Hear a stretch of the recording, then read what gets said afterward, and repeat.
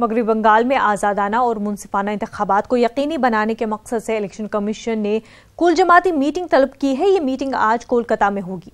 Meeting में सभी पार्टियां शिरकत करेंगी। बीजेपी ने इलेक्शन कमीशन से दरख्वास्त किया है कि गैर जानिबदार चुनाव को यकीनी बनाने के लिए मगरबी बंगाल को इंतहाई हसास रियासत करार दिया जाए और वहां मरकजी फोर्सेस तैनात की जाए।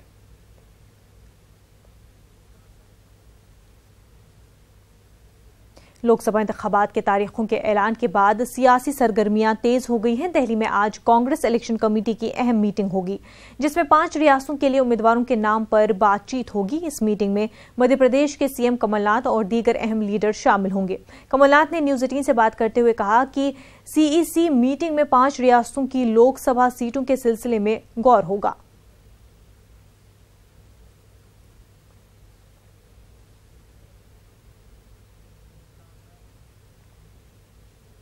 चारा घोटाला मामले में सजा काट रहे आरजेडी सरबराह लालू यादव की जमानत अर्जी पर आज सुप्रीम कोर्ट में समाअत होगी। अर्जी में खराब सेहत और बीमारी का हवाला दिया गया है। बीमारी की वजह से लालू यादव को रिम्स अस्पताल दाखिल किया गया है। आपको बता दें कि झारखंड हाईकोर्ट ने पिछली सुनवाई में लालू यादव की जमानत अर्जी को खारिज कर दिया था। आरजेडी समेत दीगर सियासी पार्टियों को सुप्रीम कोर्ट के फैसले का शिद्दत से इंतजार है। सुनंदा पुष्कर की मुश्तबा मौत के मामले में शशि थरूर की नजरसानी अर्जी पर पटियाला हाउस कोर्ट अपना फैसला सुनाएगा। पटियाला हाउस कोर्ट इस मामले पर गौर करेगा कि एसआईटी के जरिए थरूर के खिलाफ दाखिल शवाहिद से छेड़छाड़ हुई है या नहीं।